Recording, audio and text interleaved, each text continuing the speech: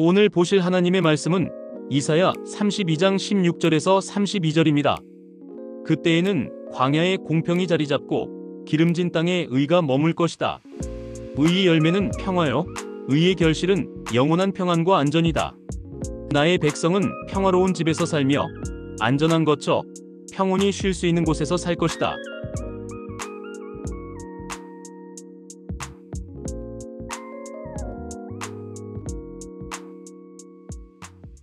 타국의 포로로 끌려간 디아스포라 이스라엘은 그들 자신이 하나님의 심판을 받고 있다고 여겼습니다.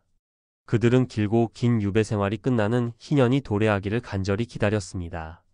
희년은 안식년이 7번 지나 50년마다 돌아오는 해를 뜻하지만 이스라엘의 구원과 회복이 이루어지는 해로 의미가 확장되기도 합니다. 희년이 되면 사람들은 자기 조상이 살던 땅으로 돌아가고 농경지는 휴경을 하며 노예 해방과 채무 탕감이 이루어집니다. 희년은 시간이 지나면서 불평등해진 사회 자원을 재편성하고 공정하게 재분배하는 역할을 합니다. 부루마블 같은 보드게임을 예로 들어봅시다. 처음에는 모든 플레이어가 자원을 균등하게 받고 시작하지만 점차 한두 명의 플레이어에게 자원이 쏠리게 됩니다. 게임이 종반부로 향할수록 하나둘씩 플레이어가 파산하게 되고 결국 소수에 의해 자원이 독점됩니다. 보드게임에서 승률이 현저하게 떨어지는 저로서는 자원을 재분배하고 게임을 리셋해야 한다는 생각을 자주 갖게 됩니다. 하물며 현실 사회는 더욱 그렇습니다.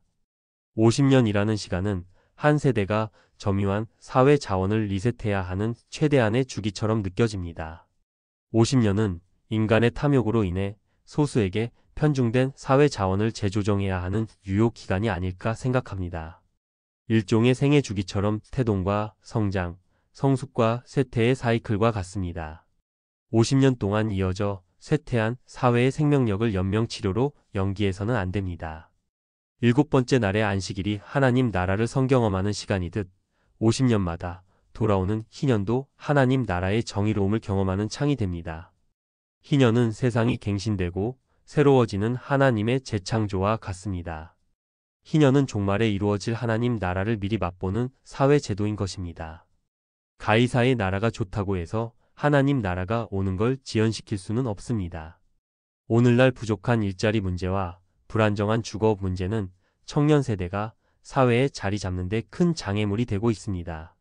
그러므로 교회는 편중된 사회 질서를 공고히 하는 데 일조하지 않고 공평하고 정의로운 사회 질서를 세우는 데 함께해야 할 것입니다.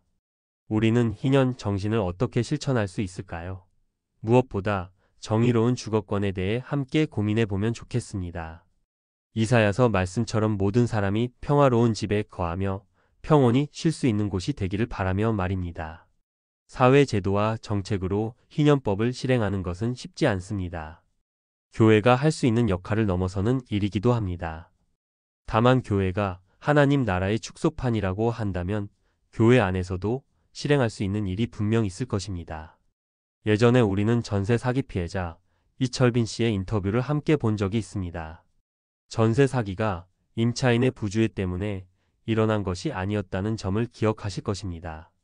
공인중개사나 은행, 지자체 등의 검증 시스템이 있었음에도 전세 사기 피해를 막을 수 없었습니다. 그의 임대인이었던 김대성은 빌라왕으로 불리며 피해자 1699명에게 3289억 원의 피해를 안겼습니다. 기독교 신앙은 땅을 자산 증식의 수단이 아니라 평온히 쉴 수 있는 삶의 터전으로 받아들입니다. 우리 교회도 평화롭고 안전한 주거 환경이 조성되기를 바라며 전세 사기 피해자들을 위해 기도하고 희년의 정신을 실천할 방안을 고민해보면 좋겠습니다. 여력이 된다면 주거권이 불안정한 가정의 공과금을 지원하는 방식으로도 시작해 볼 수 있을 것입니다.